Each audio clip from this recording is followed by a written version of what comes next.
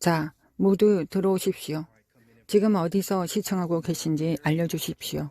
어느 도시, 어느 주, 어느 나라에서 이 방송에 함께하고 계신가요? 이 방송을 다른 분들과 공유해 주시고 이 두려움이 끝나는 순간이라는 이 예언의 말씀을 절대 놓치지 말라고 알려주십시오. 이것은 두려움의 끝, 두려움의 시대를 마감하고 믿음과 회복의 시대로 들어간다는 예언의 말씀입니다. 제가 여러분과 나누고자 하는 몇 가지 중요한 내용이 있습니다. 우리가 믿는 자의 공동체로서 2026년으로 넘어가며 반드시 해야 할 일들입니다. 2026년은 약속의 해라고 믿습니다. 물론 매년이 약속의 해이지만 2026년은 특별하고 독특하며 의미 있는 해입니다. 숫자 6이 포함된 해이기 때문입니다. 6은 인간의 숫자라고 알려져 있습니다. 그러나 단순히 인간의 숫자만은 아닙니다. 히브리어에서 숫자 6은 하나의 단어와 그림과 연결되어 있습니다. 그 그림은 갈고리이며 연결하다는 의미를 가지고 있습니다. 이 새로운 해 전체는 여러분이 올바른 사람들과 연결되어 있고 올바른 장소에 있으며 목적을 위해 함께하고 있는지를 확인하는 해가 될 것입니다. 이것이 핵심입니다. 저는 여러분이 영적으로 준비될 수 있도록 돕고자 합니다. 우리는 지금 이 해의 끝을 향해 매우 빠르게 나아가고 있으며 곧 새로운 해로 넘어가게 됩니다. 이제 하나님의 말로 들어가 보겠습니다. 지금 주님께서 무엇을 말씀하고 계신가요? 성경 말씀을 통해 그리고 이 시기와 계절을 위한 예언의 말씀을 통해 주시는 메시지가 무엇인지 함께 살펴보겠습니다. 기도로 시작하겠습니다. 성령님, 감사합니다. 하나님 아버지, 이 생방송 가운데 오신 것을 환영합니다. 주님께서 역사하시기를 간구합니다.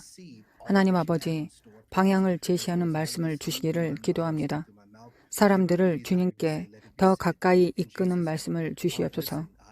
하나님 아버지, 우리가 회개와 성결의 자리로 나아가고 주님께서 예비하신 모든 것을 받을 준비가 되어 있도록 도와주시기를 원합니다. 언제나 그렇듯 제 생각을 통해 생각하시고 제 입을 통해 말씀하시옵소서. 주님께서 말씀하시고자 하시는 것이 있다면 예수님의 이름으로 말씀하여 주시옵소서. 그럼 바로 말씀으로 들어가겠습니다. 여호수아 3장을 함께 보겠습니다. 여호수아 3장입니다. 이 말씀은 우리가 영적으로 어디에 있는지를 보여줄 뿐만 아니라 우리가 어디로 향하고 있는지를 보여주는 기준과 속도를 설정해 줄 것입니다. 주님은 종종 어떤 일의 끝이 되었을 때 그 시기나 계절에 주셨던 약속의 온전한 분량을 풀어주십니다. 성경에도 이렇게 기록되어 있습니다. 끝이 시작보다 나으니라. 끝에는 축복이 있습니다. 시련이나 시험, 상황을 견디고 끝까지 버티면 단지 잘 시작하는 것이 아니라 중간에 멈추지 않고 끝까지 가면 그 끝에는 숨겨진 축복이 있습니다. 제가 기도하며 주님을 구할 때 하나님의 영을 통해 느낀 것은 2025년의 끝에 하나님께서 하늘로부터 신성한 부흥을 그의 백성에게 부어주실 것이라는 것입니다. 이는 여러분이 올 한 해를 지나오며 주님께서 충성된 자들, 믿음을 가지고 주님을 신뢰하는 자들을 위해 특별한 것을 준비하셨다는 뜻입니다. 주님께서 풀어주시고자 하는 숨겨진 것들이 있으며 우리는 그것을 받을 준비가 되어 있어야 합니다. 그러니 여호수아 3장 1절부터 보겠습니다. 여호수아가 아침에 일찍 일어나서 시딤에서 떠나 요단에 이르러 이스라엘 자손들과 함께 거기서 유숙하였더라. 그들은 건너가기 전에 그곳에 머물렀습니다. 주목하십시오. 그들은 건너가기 전에 기다렸습니다. 사흘 후에 관리들이 진중으로 두루다니며 백성들에게 명령하여 말하였습니다. 너희 하나님 여호와의 언약궤를 메는 제사장 레위 사람들을 보거든. 이 부분을 주목하십시오. 주님께서 여호수아에게 명령하시고 지시를 주셨습니다. 그는 이제 이스라엘의 새 지도자였습니다. 모세는 이미 죽었고 주님께서는 백성 가운데 변화의 전환점을 일으키셨습니다. 이제 들으십시오. 우리가 2025년을 마무리하고 2026년으로 들어갈 때 변화의 전환점이 일어나게 될 것입니다. 여러분들이 채팅창에 변화의 전환점이라고 올려주시기 바랍니다. 변화의 전환점. 하나님께서 전 세계적으로 지도력의 변화를 일으키실 것입니다. 산업계 안에서도 지도력의 변화가 일어날 것입니다. 지금 변화의 전환점이 일어나고 있으며 기존의 시스템을 물러나게 하시고 새로운 시스템을 등장시키시며 그것을 세우고 계신다는 뜻입니다. 한 가지 스타일이 있습니다. 모세를 하나의 리더십 스타일로 볼 수 있고 여호수아를 새로운 리더십 스타일로 볼 수 있습니다. 하나의 시스템이 물러가고 새로운 시스템이 떠오르고 있는 것입니다. 주님께서 새로운 일을 행하시고 이 땅과 여러분의 삶 가운데 새로운 것을 세우시고 계실 때 우리가 옛 시스템에 갇혀 있지 않도록 주의해야 합니다. 주님께서 새 일을 행하실 때 우리는 옛 패턴에 머물러 있지 않도록 매우 조심해야 합니다. 성경은 말씀합니다. 보라, 내가 새 일을 행하리니 주님은 이제 나타날 것이라 너희가 그것을 알지 못하겠느냐 라고 말씀하십니다. 지금 바로 그 일이 일어나고 있습니다. 그러나 여러분은 주님께서 행하시는 새 일을 알아차릴 수 있겠습니까? 하나님께서 새 일을 행하고 계신데 그분과 연결되어 있고 그분의 음성을 듣고 그분과 올바른 관계에 있는 사람들조차도 그 새 일을 알아차리지 못할 수 있습니다. 왜냐하면 새 일은 예상치 못한 방식으로 오기 때문입니다. 하나님께서 새 일을 시작하실 때 종종 예상치 못한 모습으로 예상치 못한 그릇을 통해 행하십니다. 사람들은 하나님께서 익숙한 방식으로 일하시기를 기대합니다. 익숙한 수단이나 방식으로 움직이시기를 기대합니다. 그러나 주님은 여러분이 정한 방식이나 여러분이 기대한 방식으로 오시지 않습니다. 주님은 그분이 원하시는 방식으로 움직이십니다. 그래서 주님은 말씀하십니다. 보라, 내가 새 일을 행하리니 이제 나타날 것이라. 너희가 그것을 알지 못하겠느냐? 그리고 주님은 내가 광야에 강을 내리라고 하십니다. 이것은 매우 특별한 일입니다. 왜냐하면 여러분이 사막에 가보셨다면 아시겠지만 사막에는 물이 없습니다. 저도 미국과 중동의 사막을 여러 번 다녀왔습니다. 그런데 주님은 말씀하십니다. 내가 너의 광야 한가운데 물을 내리라. 이것은 정말 강력한 말씀입니다. 주님께서 예상치 못한 곳에서 풍성함을 일으키시겠다는 것입니다. 이것이 바로 제가 여러분을 준비시키고자 하는 이유입니다. 주님께서 제게 말씀하셨습니다. 내가 이례적인 풍성함의 폭발을 일으키겠다. 갑작스러운 공급이 일어날 것입니다. 그러나 그것은 여러분이 기대한 곳에서 오지 않을 것입니다. 사막에서 물을 발견하게 될 것입니다. 광야에서 샘이 솟아날 것입니다. 여러분은 흔치 않은 장소에서 은혜를 발견하게 될 것입니다. 누군가는 이 말씀을 붙잡아야 합니다. 여러분은 지금 흔치 않은 장소에서 은혜를 발견하려 하고 있습니다. 하나님께서 여러분의 사막에 강을 주실 것입니다. 여호수아 3장에서도 주님께서 새 일을 행하고 계셨습니다. 모세는 이미 떠났습니다. 물을 가르기 위해 지팡이를 들어야 했던 리더십 스타일은 끝났습니다. 지팡이로 반석을 쳐서 물을 내던 방식은 끝났습니다. 주님은 모세를 치는 리더십에서 말씀으로 명령하는 리더십으로 전환시키고 계셨습니다. 그러나 모세는 그 믿음을 갖지 못했습니다. 성경은 그의 불신 때문에 주님께서 그를 약속의 땅에 들이지 않으셨다고 말합니다. 주님은 모세에게 말씀하셨습니다. 이제는 반석을 치지 말고 말하라.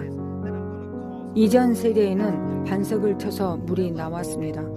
그러나 이제는 주님께서 말하라고 하십니다. 그러나 모세는 좌절 속에서 성경이 말하듯 불신 속에서 반석을 쳤습니다. 모세는 자신의 기본 패턴으로 돌아갔습니다. 익숙한 방식으로 돌아간 것입니다. 여러분, 이 말씀을 분명히 들으시기 바랍니다. 우리가 이 해를 마무리하고 주님께서 여러분 안에서 새 일을 시작하실 때 여러분이 기존의 반응으로 돌아가지 않도록 하십시오. 누구나 그 기본 반응이 있습니다. 패턴이 있습니다. 하나님을 듣는 익숙한 방식, 기도하고 금식하는 익숙한 방식이 있습니다. 그러나 주님은 말씀하십니다. 내가 너에게 새로운 것을 주고 싶다. 새로운 방식으로 금식하라. 이전과는 다른 방식으로 나를 구하라. 너의 육신이 익숙하지 않은 방식으로 나를 찾으라. 하나님께서 자기 의존을 깨뜨리는 유일한 방식은 새 일을 행하시는 것입니다. 왜냐하면 하나님께서 항상 여러분이 익숙한 방식으로만 일하신다면 여러분은 결코 온전히 하나님을 의지하지 않을 것이기 때문입니다. 솔직히 말씀드리자면 주님께서 어제 우리 교회에서 이 말씀을 나누게 하셨습니다.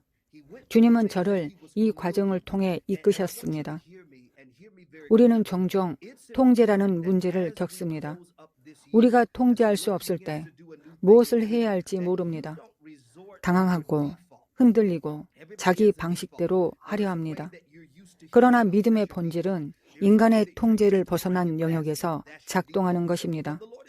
물론 행함이 없는 믿음은 죽은 것이라는 말씀도 있습니다. 믿음에는 행함이 동반되어야 합니다. 그러나 믿음은 인간의 통제를 벗어난 곳에서 작동합니다. 그렇습니다. 행함이 없는 믿음은 죽은 것입니다. 믿음에는 반드시 행함이 함께해야 합니다. 그러나 믿음이 작동하는 방식은 인간의 통제를 벗어난 영역에서 작동합니다. 하나님께서 새 일을 행하실 때 그것은 반드시 새로운 방식으로 이루어져야 합니다. 그래서 다시 여호수아 3장으로 돌아가 보겠습니다. 성경은 여호수아 3장 3절에서 이렇게 말씀합니다. 모든 장로들이 백성에게 명령하여 말했습니다.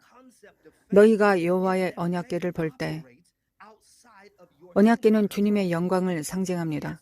왜냐하면 언약궤는 십계명을 담고 있었고 하나님의 임재를 물리적으로 나타내는 상징이었기 때문입니다. 그 안에는 여러 성물들이 있었고 궤 양쪽에는 천사 형상이 조각되어 있었습니다. 그래서 여호수아는 말합니다. 언약궤가 지나가는 것을 볼 때 너희는 이렇게 하라. 언약궤를 제사장들과 레위인들이 메고 지나가는 것을 볼 때, 여기서 레위인들은 레위 제사장 직분을 맡은 자들입니다. 이들은 백성을 하나님의 임재로 인도하는 자들이었습니다. 레위인들은 구별된 자들이며 백성을 대신하여 하나님 앞에 나아가는 거룩한 사명을 받은 자들이었습니다. 그가 말합니다. 레위인들이 이제 영광을 메고 나아가는 것을 볼 때, 이것은 사역자들이 백성보다 앞서 나아갈 준비가 되어 있어야 한다는 뜻입니다. 그들이 언약궤를 메고 앞서 나아가는 것을 볼 때 너희가 있던 자리에서 떠나 언약궤를 따라가는 것이다. 다시 말해 너희의 사명은 영광을 따르는 것이다. 누군가 댓글에 이렇게 적어주시겠습니까? 너희의 사명은 영광을 따르는 것이다. 여호수아는 말합니다. 내가 너희에게 무언가를 하라고 요구하는 것이 아니다. 너희는 영적으로 관찰해야 한다. 너희 앞에 있는 것을 보고 언약궤를 따라가야 한다. 그것이 움직이는 것을 볼 때 너희의 사명은 그것을 지켜보고 따라가는 것이다. 왜냐하면 여러분이 지금 있는 자리에서 앞으로 나아가려면 하나님의 영광이 필요하기 때문입니다. 우리는 주님의 영 없이는 아무것도 할 수 없습니다. 우리는 성령님 없이는 움직일 수 없습니다. 우리는 아무것도 이룰 수 없습니다. 숨 쉬는 것조차도 성령님 없이는 불가능합니다. 그래서 그는 말합니다.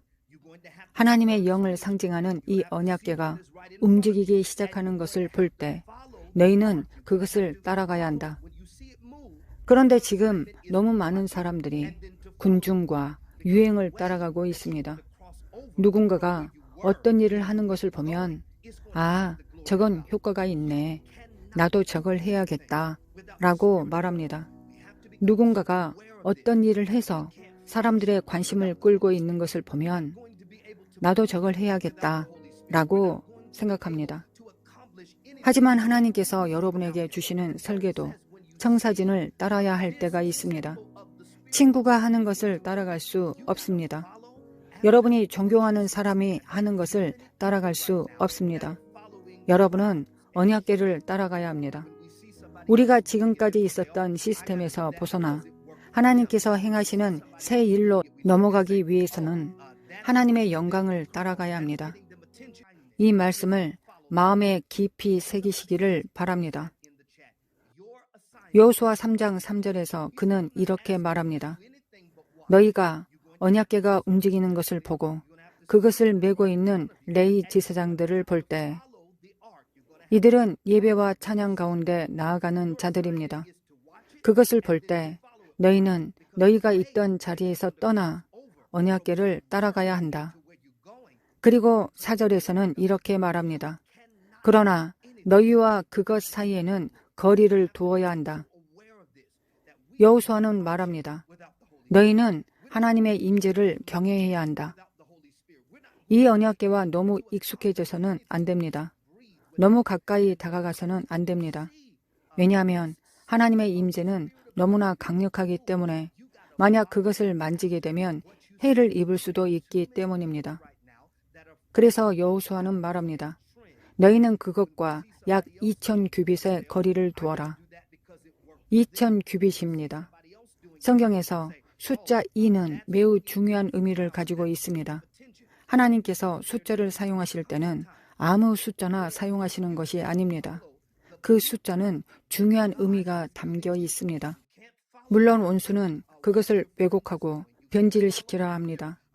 많은 사람들이 숫자를 인도자로 삼고 있지만 우리의 인도자는 성령님이십니다. 그러나 하나님께서는 목적을 위해 구체적인 세부 상황을 주십니다. 숫자 2는 동의의 의미를 가지고 있습니다.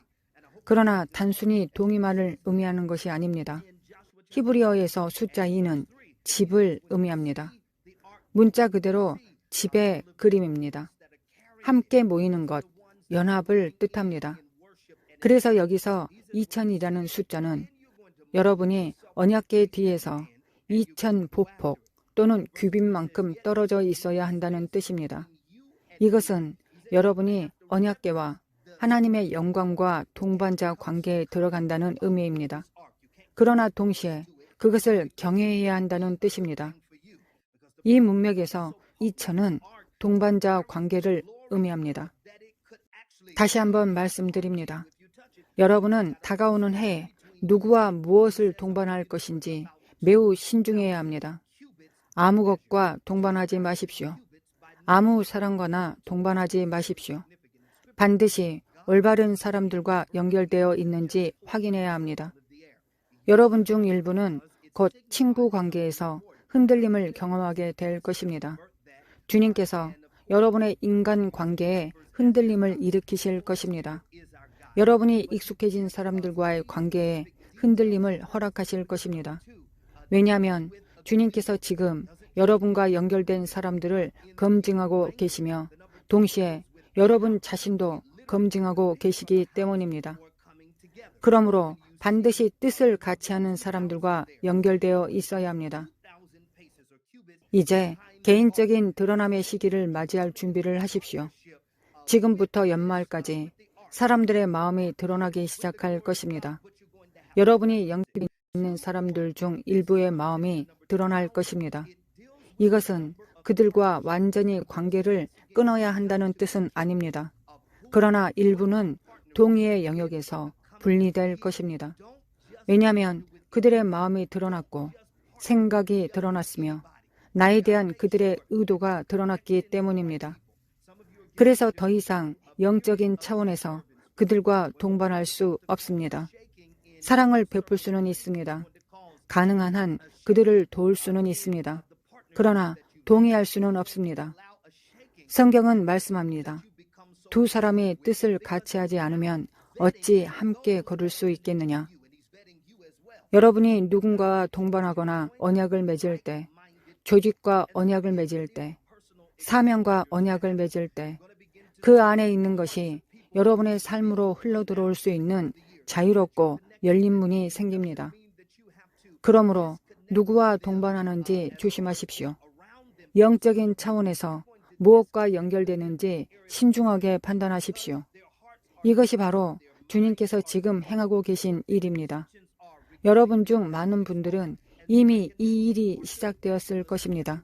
그러나 지금부터 연말까지 여러분이 하나님께 보여달라고 간구한다면 주님께서 여러분 주변 사람들의 마음을 드러내기 시작하실 것입니다. 하지만 여러분이 그것을 요청할 때 준비되어 있어야 합니다. 준비되지 않은 상태에서 그것을 요청하면 거절당한 느낌을 받을 수 있습니다. 하나님, 무슨 일이 있었나요? 왜 이 관계가 흔들렸나요? 왜 저를 그 직장에서 옮기셨나요? 왜 저를 이 사람들로부터 멀어지게 하셨나요? 라고 말할 수 있습니다. 그러나 그것은 주님께서 마음을 드러내신 결과일 수 있습니다. 어쩌면 여러분이 그것을 요청했기 때문일 수도 있습니다. 그러므로 주님께 요청할 때 주님께서 보여주시는 것에 대해 준비되어 있어야 합니다. 이제 중요한 것은 올바른 것과 동반하는 것입니다. 믿는 자로서 우리는 반드시 성령님과 동반해야 합니다. 우리는 성령님과 완전히 뜻을 같이 해야 합니다. 성령님의 계획과 목적에 동의해야 합니다. 그래서 주님은 말씀하십니다. 너희는 언약궤 뒤로 2000규빗 떨어져 있어야 한다. 이것은 동의의 상징입니다. 성경에서도 숫자 2는 동의를 나타냅니다. 예수님께서 제자들을 파송하실 때 성경은 말씀합니다. 아무것도 가지고 가지 말라. 아무 준비도 하지 말라. 가면서 공급받게 될 것이다. 그리고 예수님은 말씀하십니다.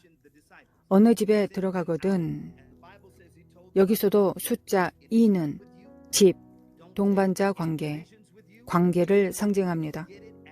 예수님은 말씀하십니다. 그 집이 합당한지 시험하라. 이것은 신약 성경의 말씀입니다. 그 집이 합당한지 보라. 여기서 합당하다는 말은 동등하거나 더 큰 가치가 있다는 뜻입니다. 예수님은 말씀하십니다. 그 집을 시험하라.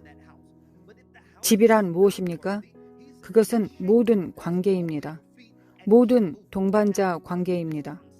여러분이 동의하는 모든 것입니다. 여러분이 투자하는 모든 것입니다. 회사든 조직이든 여러분이 자신을 연결하려는 어떤 것이든 먼저 그것이 동의하거나 더 큰 가치가 있는지를 시험해야 합니다. 어떻게 그것이 여러분과 같은 가치를 가지고 있는지 알 수 있을까요? 그것은 동일한 신념, 체계나 핵심 가치를 가지고 있을 때입니다. 여러분의 핵심 가치가 중요합니다. 다시 말해, 그것이 여러분의 핵심 가치를 공유하지 않는다면 여러분은 그곳에 평안을 베풀 수 없습니다. 여기서 평안이라는 단어는 헬라어로 번영을 의미합니다. 예수님은 말씀하십니다. 그 집이 합당하다면 너희의 번영이 그 집에 임하게 하라. 그러면 여러분은 그곳에 투자할 수 있습니다. 시간을 투자할 수 있습니다. 에너지를 투자할 수 있습니다. 심지어 재정도 투자할 수 있습니다. 그것이 합당하다면 말입니다. 그러나 예수님은 말씀하십니다. 그 집이 합당하지 않다면, 그 관계가 합당하지 않다면, 여러분이 연결되려는 것이 합당하지 않다면 그것은 동등하거나 더 큰 가치가 없다는 뜻입니다. 그러면 여러분은 그 투자에서 아무런 수익도 얻을 수 없습니다. 예수님은 말씀하십니다.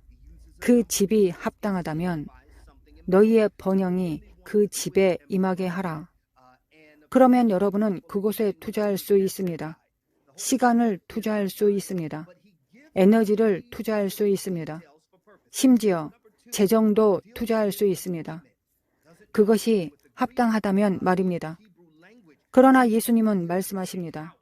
그 집이 합당하지 않다면, 그 관계가 합당하지 않다면, 여러분이 연결되려는 것이 합당하지 않다면 그것은 동등하거나 더 큰 가치가 없다는 뜻입니다.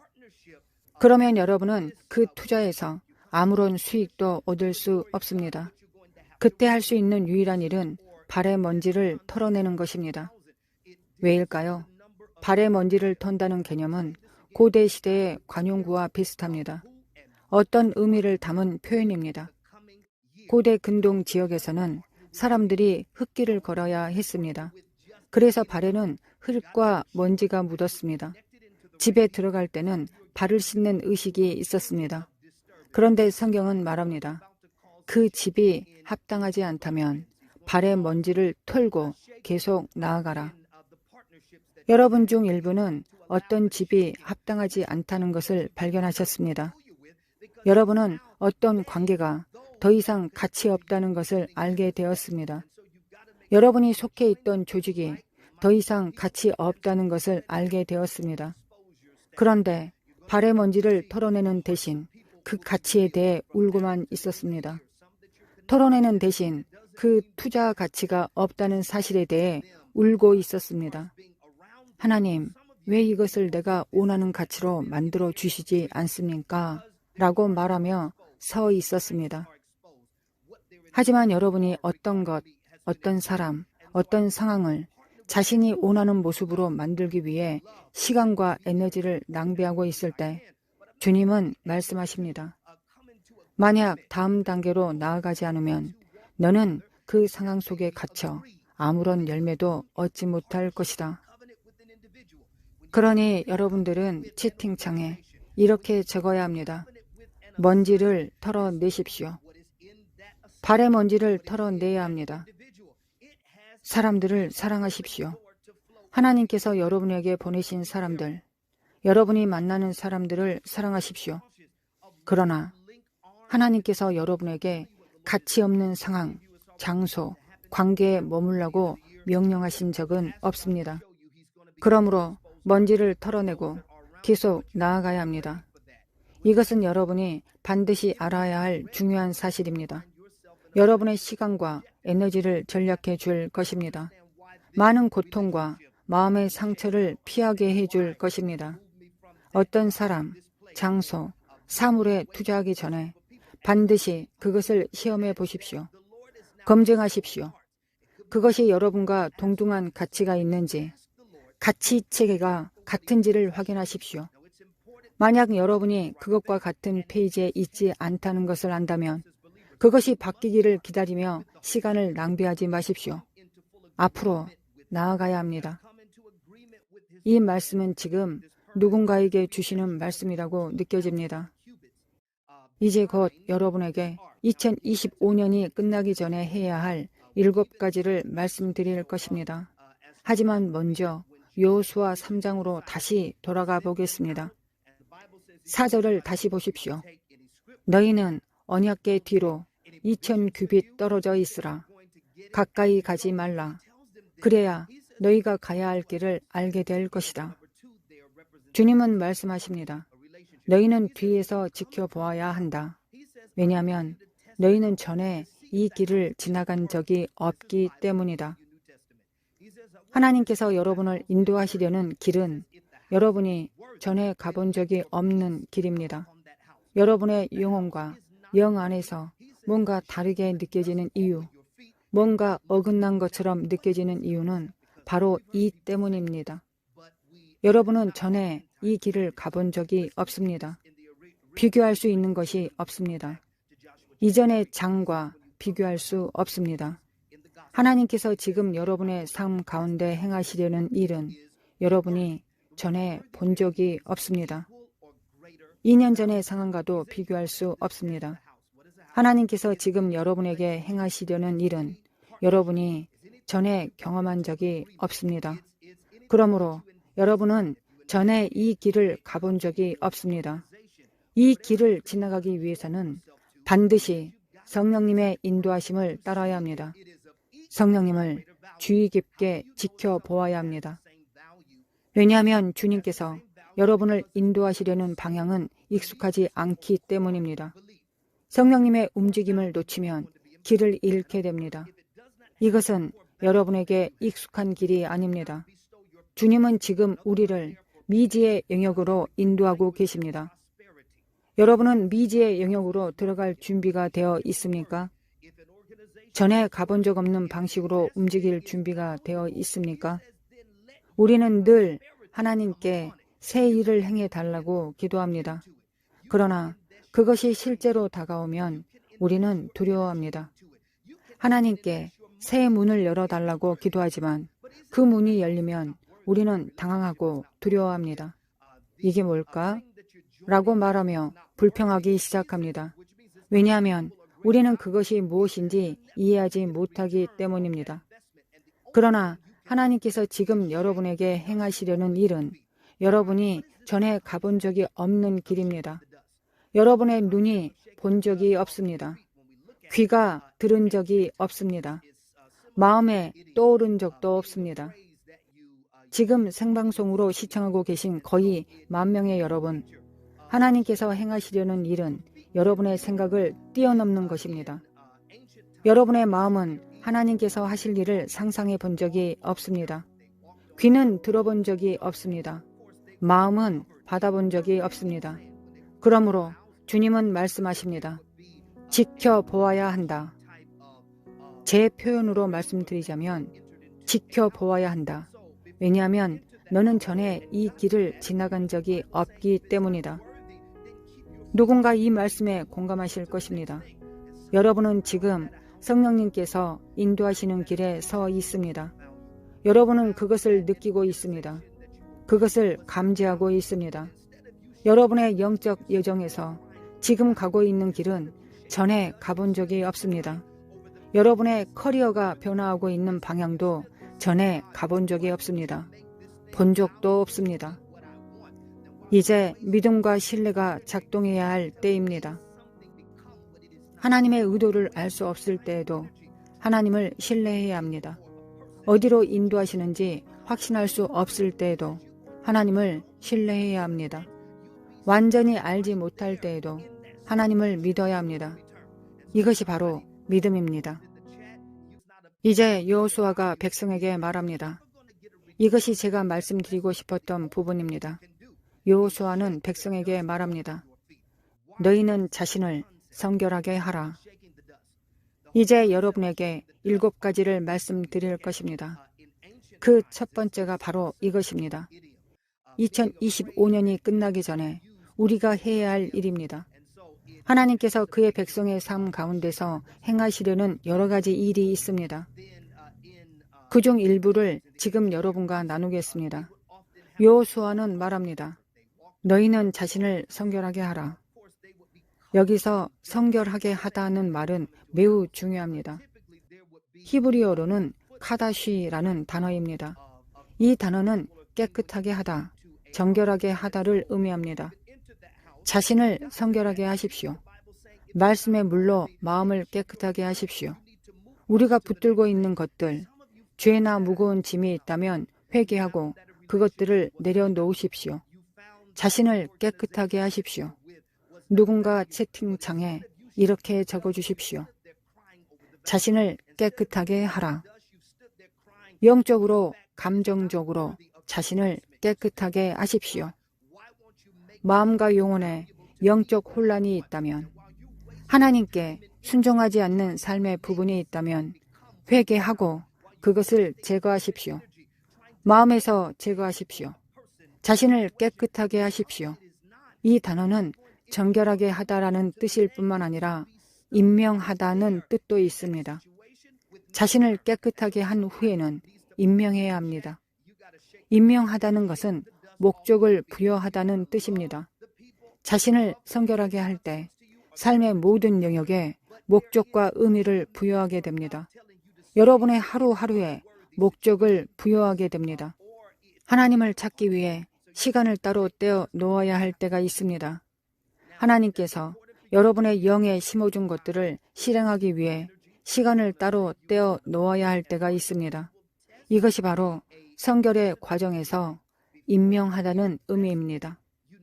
성결의 과정에서는 신성한 임명이 따릅니다.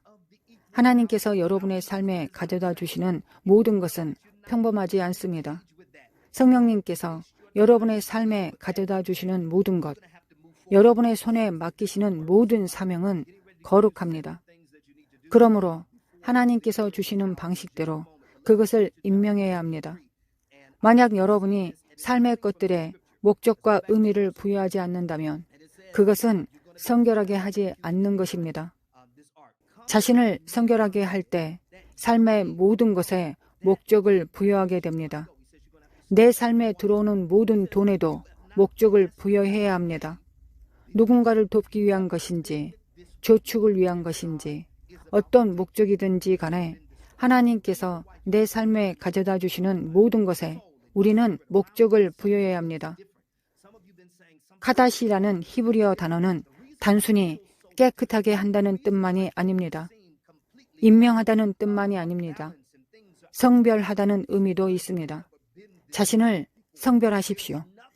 마음을 주님 앞에 드리십시오. 자아와 교만을 내려놓고 우리가 육신 안에서 의지하던 모든 것들을 내려놓으십시오. 주님은 말씀하십니다. 성별하라. 성별의 과정은 벗겨내는 것입니다. 우리의 생각을 벗겨내는 것입니다. 우리의 욕망을 벗겨내는 것입니다. 그리고 아버지의 뜻을 구하는 과정입니다. 우리가 성별할 때 우리는 주님을 찾습니다. 우리는 금식과 기도를 통해 이것을 행합니다. 지금 이 방송을 보고 계신 여러분께 권면드립니다. 누군가가 금식을 선포할 때까지 기다리지 마십시오. 주님께서 여러분을 금식으로 이끄신다면 스스로 시작하십시오. 이것이 성숙한 믿음입니다. 성숙한 믿음의 사람은 성령님께서 이끄실 때 스스로 금식합니다. 그리고 그것을 모든 사람에게 알릴 필요는 없습니다. 그것은 아버지 앞에서의 개인적인 성별입니다. 제가 이렇게 말씀드리는 이유는 이 말씀이 우리 모두에게 너무 강하게 느껴지기 때문입니다. 주님께서 말씀하십니다. 올해가 끝나기 전에 너희는 자신을 성별해야 한다. 금식을 1월까지 기다리지 마십시오. 물론 전 세계의 교회들이 1월에 금식할 것입니다. 여러분의 교회와 사역과 함께 금식하십시오. 그러나 그 전에 올해가 끝나기 전에 성별을 시작하십시오. 올해가 끝나기 전에 하나님을 개인적으로 찾기 시작하십시오. 여호수아 3장 5절에서 말하는 성결하게 하라는 단어는 단순히 깨끗하게 하라는 뜻만이 아닙니다. 단순히 임명하라는 뜻만도 아닙니다. 단순히 성별하라는 뜻만도 아닙니다. 그 다음은 헌신하다는 뜻입니다. 자신을 성별한 후에는 다시 하나님께 자신을 헌신해야 합니다. 이것은 여러분의 재능과 은사와 기술을 다시 하나님께 드리는 것을 의미합니다. 우리는 때때로 왜 우리가 이 일을 하고 있는지 잊어버립니다. 우리는 섬기고 일하고 여러 가지 일을 하고 있지만 직장에서 우리가 어떻게 이용당하고 있는지에 대해 불만을 갖습니다. 우리가 누구인지 인정받지 못하는 것에 대해 속상해합니다. 우리가 속한 사역에서 우리가 존중받지 못한다고 느낄 때도 있습니다. 하지만 우리가 주님께 드리듯이 그것을 행한다면 어떻게 될까요? 우리가 우리의 섬김을 다시 주님께 헌신한다면 주님만이 우리를 보상하실 수 있습니다. 우리가 주님께 드리듯이 행할 때 우리는 실망을 제거할 수 있습니다. 왜냐하면 사람은 우리를 임명한 존재가 아니며 사람은 우리를 축복할 책임이 있는 존재가 아니기 때문입니다. 하나님께서 우리를 축복하실 것입니다. 주님께서 우리를 높이실 것입니다. 승진은 동쪽이나 서쪽에서 오는 것이 아니라 하나님께로부터 옵니다. 올해가 끝나기 전에 신성한 부흥이 일어날 것입니다. 그러나 제가 분명히 말씀드립니다. 여러분은 자신을 성결하게 해야 합니다. 여호수아가 백성에게 말한 것이 바로 이것입니다. 여호수아 3장 5절에서 이렇게 말합니다. 너희는 자신을 성결하게 하라. 내일 여호와께서 너희 가운데 놀라운 일을 행하시리라. 이것이 제가 지금까지 계속 말씀드리고 싶었던 핵심입니다. 제 영 안에서 울려 퍼지는 말씀을 들었습니다. 하나님께서 말씀하십니다.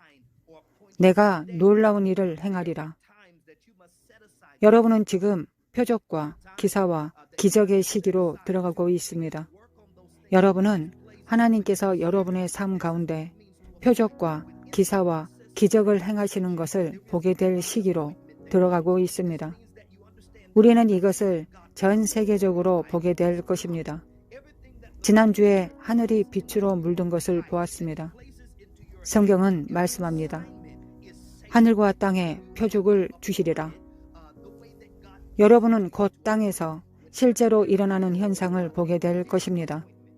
어떤 지역에서는 땅이 꺼지는 것 같은 현상이 일어날 것입니다. 땅이 움푹 꺼지는 싱크홀 현상이 다시 나타날 것입니다. 과거에도 이런 일이 있었지만 주님은 말씀하십니다. 다시 나타날 것이다. 뉴스에서도 보게 될 것입니다. 주님께서 제게 말씀하셨습니다. 너는 싱크홀 현상을 다시 보게 될 것이다. 땅이 실제로 꺼지기 시작할 것이다. 땅이 이례적인 방식으로 흔들리기 시작할 것이다. 그러나 주님은 말씀하십니다. 이것을 볼 때 너에게 예언적 표적이다. 그것은 땅이 흔들리고 있다는 표적입니다. 여러분 주변의 모든 것이 움직이고 있다는 표적입니다. 지금 신성한 움직임의 시기로 들어왔습니다. 이것은 성령의 움직임과 변화의 시기입니다. 여러분 주변의 모든 것이 변화하고 있습니다. 처음에는 혼란스럽게 시작될 것입니다. 여러분 중 일부는 삶이 뒤집히는 것처럼 느낄 것입니다. 여러분 중 일부는 관계 전체가 뒤집히는 것처럼 느낄 것입니다. 그러나 그 과정 속에서 흔들림에는 목적이 있고 변화에는 목적이 있다는 것을 아십시오. 여러분이 땅이 흔들리고 움직이는 것을 보기 시작할 때 영의 세계에서 싱크홀 같은 현상이 일어나는 것을 보기 시작할 때 주님은 말씀하십니다. 그것은 앞으로 올 일에 대한 예언적 표적이다. 땅 안에서 움직임이 있습니다. 억눌리고 숨겨졌던 새로운 일이 떠오르기 시작할 것입니다. 억눌려 있던 사람들, 억눌려 있던 목적들이 이제 떠오르기 시작할 것입니다. 주님은 말씀하십니다. 신성한 부상이 시작되고 있다. 여러분 중 많은 분들이 하나님께서 여러분을 다양한 분야와 산업에서 드러나게 하시는 것을 경험하게 될 것입니다. 여러분이 있는 그 자리에서 하나님의 흔들림과 변화, 움직임을 맞이할 준비를 하십시오. 주님은 말씀하십니다. 내일 내가 너희 가운데 놀라운 일을 행하리라. 그러나 먼저 자신을 성결하게 해야 합니다. 성결하지 않으면 그 놀라운 일을 경험할 수 없습니다. 표적과 기사와 기적을 경험할 수 없습니다. 성결하지 않으면 하나님의 기적을 경험할 수 없습니다. 너희는 자신을 성결하게 하라. 내일 여호와께서 너희 가운데 놀라운 일을 행하시리라. 이제 내일이라는 단어를 살펴보겠습니다. 여기서 내일은 히브리어로 마르입니다. 단순히 오늘이 월요일이고 내일이 화요일이라는 의미만은 아닙니다. 히브리어에서 내일이라는 단어는 이후의 모든 시간, 이 시점 이후, 이 순간 이후, 지금 여러분이 지나고 있는 이 어려움 이후, 이 고통 이후, 이 시련 이후, 여러분이 영적으로 압박받고 있는 이 시기 이후를 의미합니다. 여러분은 지금까지 모든 것을 다해 견뎌내고 버텨야 했습니다. 성경은 내일이라고 말하지만 여기서 내일은 단순한 하루가 아니라 영적인 미래의 시간을 뜻합니다. 성경에서 내일이라는 단어는 다가올 시간, 앞으로 일어날 일들, 다음 단계를 의미합니다. 그래서 주님은 말씀하십니다. 너희는 자신을 성결하게 하라. 왜냐하면 이 시간이 지나고 나면 내가 너희 가운데 놀라운 일을 행할 것이기 때문이다. 전한 이유, 건너간 이유, 한 자리에서 다음 자리로 옮겨간 이유, 혼란의 시기를 지나온 이유, 주님은 말씀하십니다. 내가 너희 가운데 놀라운 일을 행할 것이다. 그렇다면 놀라운 일이라는 단어는 무엇일까요? 히브리어로는 팔라입니다. 이 단어는 크게 하다, 위대하게 하다, 놀라운 일을 이루다, 어려운 일을 성취하다는 뜻을 가지고 있습니다. 여기서 중요한 의미는 바로 어려운 일이라는 뜻입니다. 주님은 말씀하십니다. 내일, 즉 미래에, 지금 이 시기가 지나고 나면 내가 너희를 위해 너희가 어렵다고 생각했던 일을 행하겠다. 누군가는 이 말씀을 붙잡아야 합니다. 믿음이 솟아오르고 있습니다. 주님은 여러분이 불가능하다고 생각했던 일, 너무 어렵다고 느꼈던 영역에서 역사하시겠다고 말씀하십니다. 성경은 말합니다. 여호와께 능하지 못한 일이 있겠느냐? 절대 없습니다. 하나님께서 움직일 수 없는 영역은 없습니다. 고치지 못할 병은 없습니다. 옮기지 못할 산은 없습니다. 하나님께는 불가능한 일이 없습니다. 놀라운 일이라는 단어의 정의에는 어려운 일, 너무 어렵다고 느껴지는 일이라는 뜻이 포함되어 있습니다. 주님은 말씀하십니다. 내가 너희를 위해 그것을 행하겠다. 내일, 너희가 깨어날 때, 너희 눈앞에서 불가능이 현실이 되는 것을 보게 될 것이다. 사람들이 그건 안 됩니다 라고 말했던 그 일, 주님은 말씀하십니다. 불가능을 준비하라. 거절당했던 그 자리에서 승인이 일어날 것을 준비하십시오. 닫혀있던 문이 완전히 불가능해 보였던 그 상황에서 하나님께서 사람이 할 수 없었던 일을 행하실 것을 준비하십시오. 사람의 힘과 능력으로는 열 수 없었던 문을 하나님께서 여실 것입니다. 하나님께서 여러분 가운데 놀라운 일, 표적과 기사, 기적을 행하실 것입니다. 우리는 지금 믿는 자들에게 표적과 기적이 따르는 시대, 영적인 전환점에 들어섰습니다. 주님은 말씀하십니다. 내가 놀라운 일을 가지고 오겠다. 다시 강조합니다. 이 놀라운 일이라는 단어 팔라는 크게 하다, 위대하게 하다는 뜻입니다. 하나님은 말씀하십니다. 내일 내가 너를 위대하게 하겠다. 내가 위대함을 가져오겠다. 내가 놀라운 성취를 가져오겠다. 이 단어는 또한 너무 어렵다, 숨겨져 있다, 너무 높다는 뜻도 포함하고 있습니다. 히브리어 사전에서 보면 이 단어는 사람이 도달할 수 없는 높이, 인간의 능력으로는 이룰 수 없는 영역을 의미합니다. 주님은 말씀하십니다. 내일 내가 그 너무 높았던 것을 너의 손에 닿게 하겠다. 너무 어려웠던 것을 너에게 주겠다. 불가능해 보였던 문을 열겠다. 여러분의 믿음을 격려하고 싶습니다. 내일 하나님께서 놀라운 일을 행하실 것입니다. 그러나 여러분은 오늘 자신을 성결하게 해야 합니다. 지금이 성결의 시간입니다. 지금이 성별의 시간입니다. 지금이 하나님께 다시 헌신할 시간입니다. 지금이 세상에서 물러나 하나님을 찾기 시작할 시간입니다.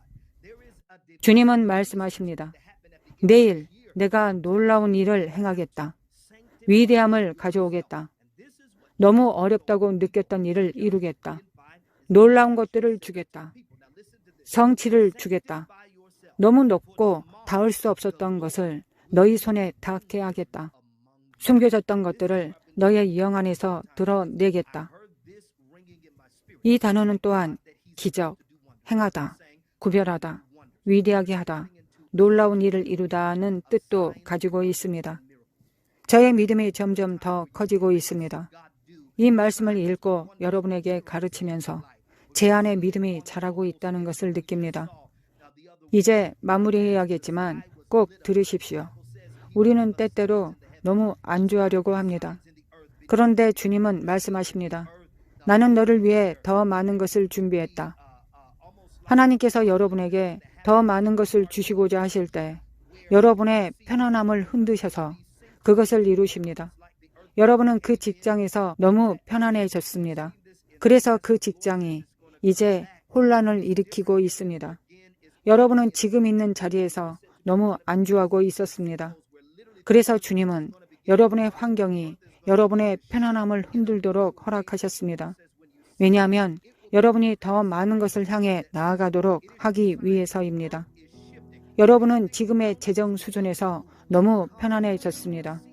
그래서 주님은 재정적인 흔들림과 긴장을 허락하셔서 여러분이 더 많은 것을 믿음으로 구하도록 하십니다. 지금 우리가 있는 자리가 바로 그런 자리입니다. 더 많은 것이 있습니다.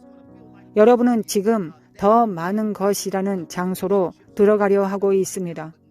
여러분은 지금 더 많은 것이라는 영적 영역으로 넘어가려 하고 있습니다. 하나님께서 여러분의 손에 기적적인 역사와 풍성함을 가져오시려 하고 계십니다. 그러나 먼저 자신을 성별해야 합니다.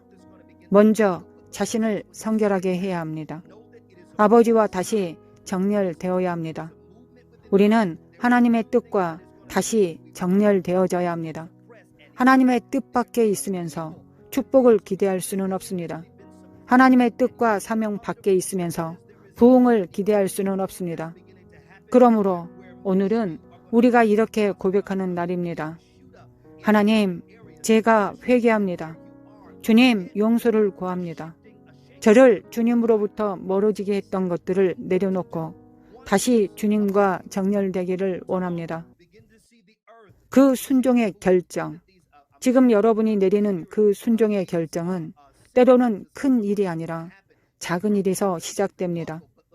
성령님께서 여러분을 깨우시고 기도하라고 하셨는데 여러분이 그것을 하지 않았을 때 그 순간에 순종을 선택하면 여러분은 다시 주님과 정렬된 것입니다. 그래서 주님은 말씀하십니다. 너희는 자신을 성결하게 하라. 내일 너희 가운데 놀라운 일을 행하리라. 우리는 지금 2025년의 끝자락에 와 있습니다. 저는 믿습니다. 올해가 끝나기 전에 신성한 부흥의 큰 부어주심이 있을 것입니다. 하나님께서 올해 여러분에게 약속하신 것들이 있습니다. 이 시기에 여러분에게 약속하신 것들이 있습니다. 여러분은 그것을 받기 전까지 올해를 떠나지 않을 것입니다. 지금 여러분에게 주어져야 할 것들이 있습니다. 정당한 회복과 신성한 비전이 올해 여러분의 삶에 임할 것입니다. 여러분은 1월까지 기다리지 않을 것입니다. 2월까지 기다리지 않을 것입니다. 부흥은 지금입니다. 그러므로 우리가 해야 할 일들을 말씀드리겠습니다. 첫째, 자신을 성결하게 하십시오. 이미 설명드렸습니다. 둘째, 주님께 다음 해를 위한 계획을 구하십시오.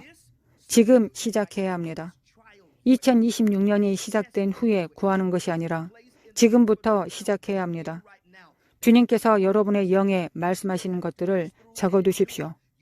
조용히 기도하거나 말씀을 묵상하는 중에 주님께서 어떤 것을 여러분의 마음에 주실 수 있습니다. 그것을 노트에 적으십시오. 핸드폰에 기록하십시오. 지금부터 그것들을 적기 시작하십시오. 왜냐하면 여러분은 다가올 해를 위한 계획이 필요하기 때문입니다. 준비되지 않은 자는 2026년에 큰 기회를 놓치게 될 것입니다. 여러분은 예언적인 계획이 필요합니다. 하나님께서 여러분의 삶을 위한 계획이 무엇인지 구해야 합니다. 우리는 준비 중이어서는 안 됩니다. 이미 준비되어 있어야 합니다. 기회가 올 때 준비된 상태로 있어야 합니다. 셋째, 기초를 다지십시오. 기초로 돌아가야 합니다. 하나님의 말씀을 우리 안에 채우는 기본으로 돌아가야 합니다. 말씀을 날마다 고백하는 기본으로 돌아가야 합니다. 하나님으로부터 우리를 멀어지게 하는 것들을 내려놓는 기본으로 돌아가야 합니다. 우리의 기도 생활의 기본으로 돌아가야 합니다. 지금 여러분의 기도 생활은 어떻습니까? 지금 여러분의 말씀 생활은 어떻습니까? 우리는 믿음의 사람들과 함께하고 있습니까? 기초로 돌아갑시다. 나는 무엇을 해야 할지 알고 있다. 나는 훈련 받았다. 나는 이 안에서 자라왔다. 나는 올바르게 행하는 법을 안다. 이제 기초를 다져야 합니다. 왜냐하면 성령님의 보호주심이 임할 때 그 부흥을 지탱할 수 있는 기초가 필요하기 때문입니다. 넷째, 배움을 멈추지 마십시오. 지금 세상은 엄청나게 빠르게 변화하고 있습니다. 배움을 멈추어서는 안 됩니다. 우리는 너무 편안해져서 배우는 것을 멈추었습니다. 책을 읽는 것도 멈추었습니다. 우리는 추구하는 것을 멈춥니다. 우리는 새로운 기술을 배우는 것을 멈춥니다.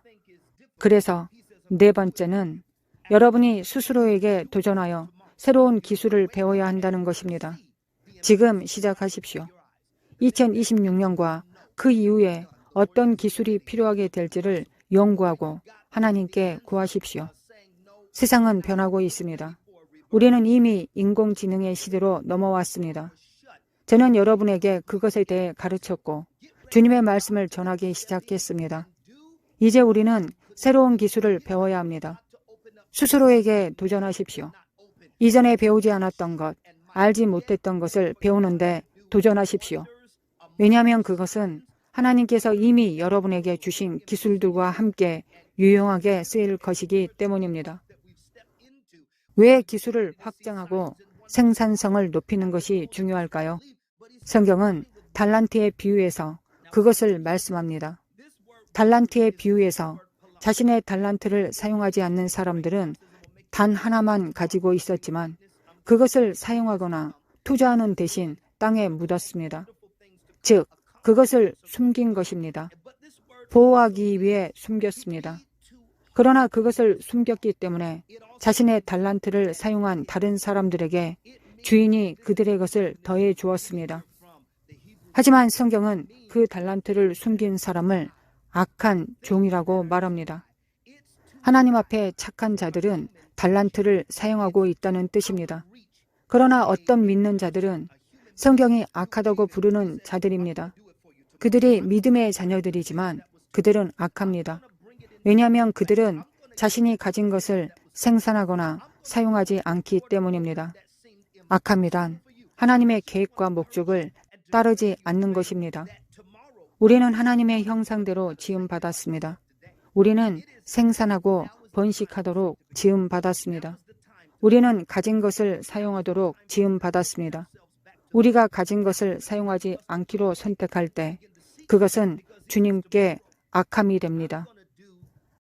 하나님께서 여러분에게 노래할 은사를 주셨는데 여러분은 노래하지 않습니다. 글을 쓸 능력을 주셨는데 여러분은 글을 쓰지 않습니다. 누군가를 돕기 위해 여러분 안에 무언가를 넣어 주셨는데 여러분은 그것을 사용하지 않습니다. 소통의 은사를 주셨는데 자신이 상처받은 이후로 오랫동안 소통을 멈추었습니다. 상처받고 거절당했기 때문에 다시는 이것을 사용하지 않겠다고 말했습니다. 저는 여러분을 그 자리에서 불러냅니다. 주님은 말씀하십니다. 나는 너를 필요로 한다. 너는 네가 가진 것을 사용하고 번식해야 한다. 하나님께서 여러분에게 디자인하고 창조할 능력을 주셨습니다. 그러나 여러분은 내가 도와줄 사람이 없다. 혹은 나를 도와줄 사람이 없다고 말하며 그것을 묵혀두고 있습니다. 주님은 말씀하십니다. 내가 너 안에 내가 해야 할 일을 스스로 해낼 수 있도록 필요한 모든 것을 이미 넣어두었다. 달란트를 숨긴 악한 종에게 성경은 하나님께서 말씀하셨다고 기록합니다. 나는 풍성히 열매 맺지 않는 자들에게 그것을 빼앗겠다. 하나님은 말씀하십니다. 나는 열매 맺지 않는 자에게서 그것을 빼앗아 더 많이 가진 자에게 주겠다. 이것은 영적인 법칙입니다. 우리가 자신 것을 사용하지 않으면 하나님은 우리가 이미 적게 가진 것마저 빼앗아 그것을 사용하는 자에게 주십니다. 그래서 우리가 악인의 재물이 의인을 위해 예비되어 있다는 성경 말씀을 말할 때 우리는 그 악인이 누구인지 조심해야 합니다. 교회 안에도 악해진 자들이 있습니다. 주님을 섬긴다고 말하지만 악해진 자들이 있습니다. 그래서 하나님께서 그들에게 주신 것을 사용하지 않는 자들에게서 그것을 빼앗아 사용할 자에게 넘기십니다. 그래서 죄인들이 축복받는 것을 보는 것입니다. 하나님은 의인에게도 불의한 자에게도 비를 내리십니다. 이제 다음 항목으로 넘어가겠습니다. 누군가는 이 말에 불편함을 느낄 수도 있지만 저는 여러분이 선한 일을 하도록 도전받기를 원합니다. 저는 여러분이 주님께서 여러분의 영에 심어주신 일을 따르도록 도전받기를 원합니다. 그래서 5번째, 2026년으로 들어가기 전에 4번째는 새로운 기술을 배우는 것이었고 5번째는 새로운 수입원을 만드는 것입니다. 여러분은 새로운 수입원을 반드시 만들어야 합니다. 경제는 훨씬 더 불안정해질 것입니다. 우리는 지금까지 우리나라 역사상 가장 심각한 경기 침체 중 하나를 향해 가고 있습니다. 우리는 그 방향으로 가고 있습니다. 이것을 들으십시오. 여러분은 새로운 수입원을 만들어야 합니다. 이것은 선택이 아니라 필수입니다. 내년에 해볼까? 뭔가 생각해볼까? 라고 말할 수 있는 일이 아닙니다. 아닙니다. 지금부터 주님께 그것을 구하십시오. 연구하십시오. 해결책을 제시하는 사람들과 함께 하십시오. 그리고 내가 만들 수 있는 수입원은 무엇인가요? 라고 하나님께 질문하십시오. 그리고 새로운 수입원을 만들었을 때 여러분은 그것을 운영해야 합니다. 어떤 사람들은 하나님께서 모든 것을 그냥 내려주실 것이라고 생각합니다. 아무런 노력 없이 말입니다. 이것이 문제입니다. 많은 경우 그리스도의 몸 안에서 우리는 게으르게 되어버렸습니다. 이 말을 듣고 싶지 않은 분들도 계시겠지만 저는 진실을 말해야 합니다. 우리는 게으르게 되었고 영성을 핑계 삼아 아무 일도 하지 않으려 합니다. 선포하고 취하라는 말 뒤에 숨습니다. 아무 일도 하지 않으려 합니다. 하나님이 하신다고 말씀하셨다. 예언의 말씀을 받았다는 말 뒤에 숨습니다. 하지만 그 예언의 말씀은 여러분의 삶에서 도구가 되어져야 합니다. 그 말씀은 여러분의 일을 어떻게 방향 잡아야 할지를 알려주는 지침이 되어야 합니다. 하나님의 나라에서 우리가 하는 모든 일은 믿음과 함께 행함이 필요합니다. 우리의 행동이 필요합니다. 우리는 너무 안주하고 너무 게으르게 되어서는 안 됩니다. 하나님께서 하시기를 20년째 기다리고 있다면서 우리는 아무런 행동도 하지 않았습니다. 우리는 일해야 합니다. 이제 다음 항목으로 넘어가겠습니다. 하지만 여러분이 이것을 꼭 들으시기를 바랍니다. 하나님께서 여러분에게 새로운 수입원을 주시려 하고 계십니다. 그런데 여러분은 일할 준비가 되어 있지 않습니다. 여러분은 하나님께서 여러분의 사업에 새로운 고객 100명을 보내주시기를 원하고 있습니다. 그런데 여러분은 그 100명의 고객을 감당할 수 있습니까? 우리는 재정과 자원을 위해 기도하고 있지만 그것을 감당하기 위해 들어갈 노력에 대해서는 생각하지 않고 있습니다. 여러분은 교회의 부흥을 위해 하나님께 요청하고 있습니다. 여러분이 목회자라면 주님, 영혼들이 필요합니다.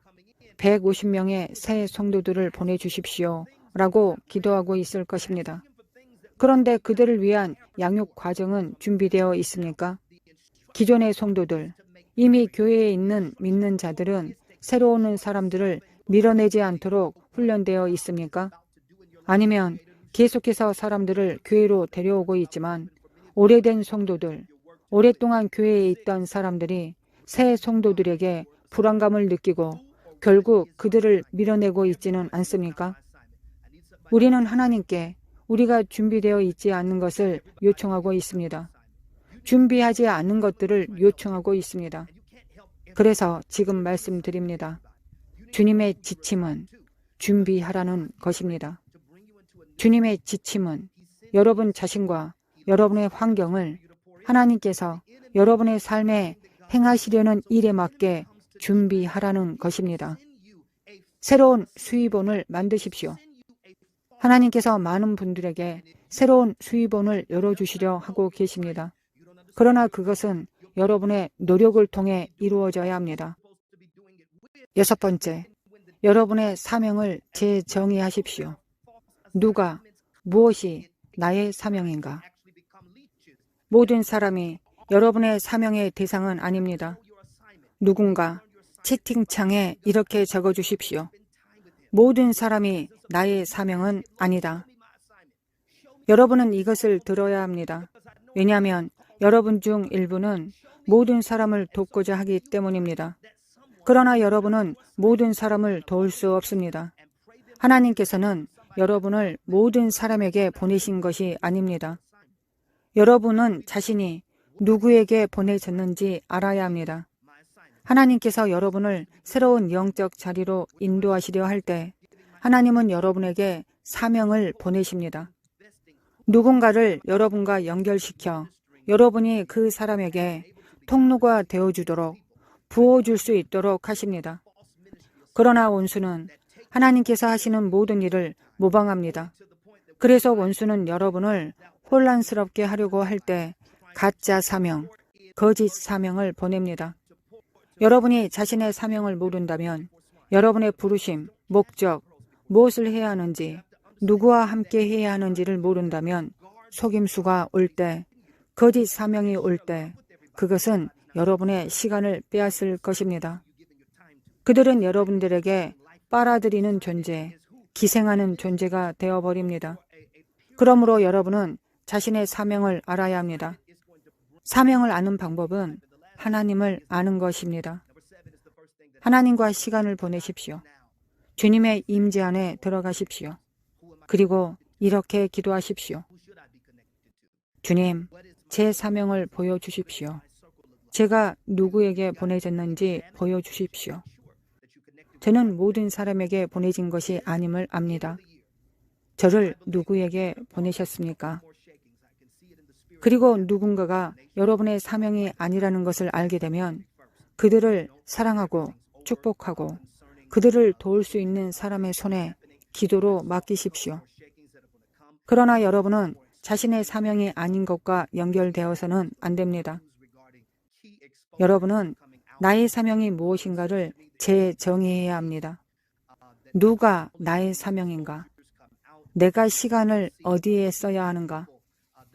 내가 에너지를 어디에 써야 하는가? 내가 어디에 투자해야 하는가? 내가 누구에게 사역해야 하는가? 원수는 많은 사람들을 속이고 미혹하여 거짓된 사역의 사명을 붙잡게 하여 수년 동안 길을 벗어나게 만들었습니다. 그리고 눈이 열렸을 때 그들은 자신이 수년간 삶을 낭비했다는 것을 깨닫게 됩니다. 그들은 자신의 진액을 부어주고 진주를 돼지 앞에 던졌습니다. 성경은 말합니다. 너희의 진주를 돼지 앞에 던지지 말라. 여러분은 하나님께서 여러분 안에 두신 것을 지켜야 합니다. 모든 사람에게 사랑을 나눠줄 수는 있지만 모든 사람이 여러분의 사명은 아닙니다. 여러분의 사명이란 여러분이 시간을 주는 대상입니다. 여러분이 삶을 함께하는 대상입니다. 여러분이 일정 기간 동안 사역하는 대상입니다. 여러분이 사명을 재정의할 때 여러분의 삶에 질서가 생깁니다. 그리고 마지막 항목은 사실 첫 번째 항목입니다.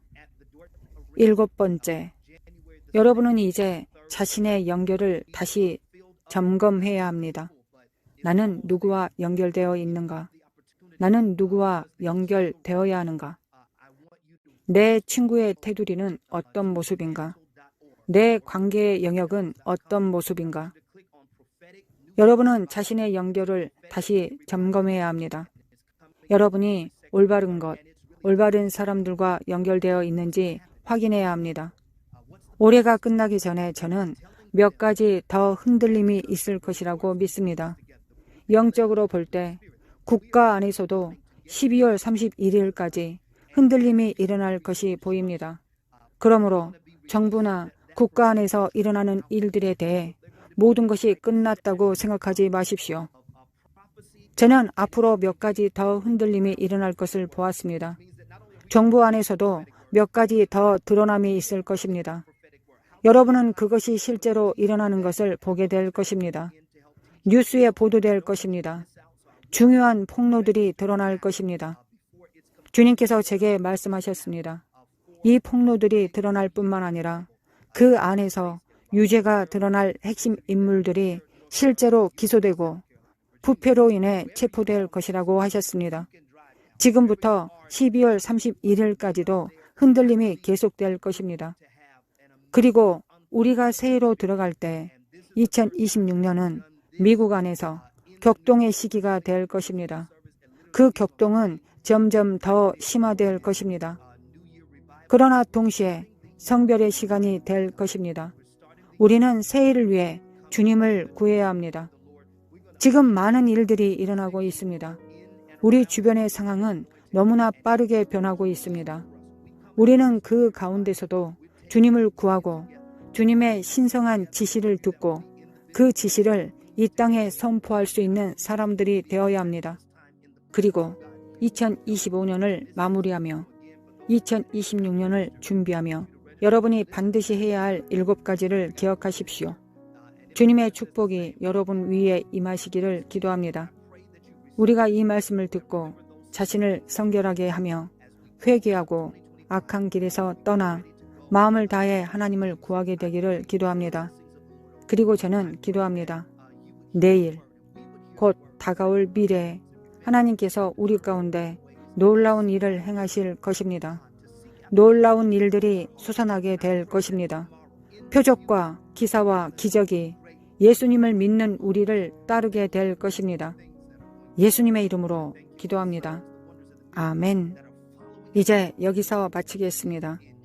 하나님의 축복이 여러분과 함께 하시기를 기도합니다.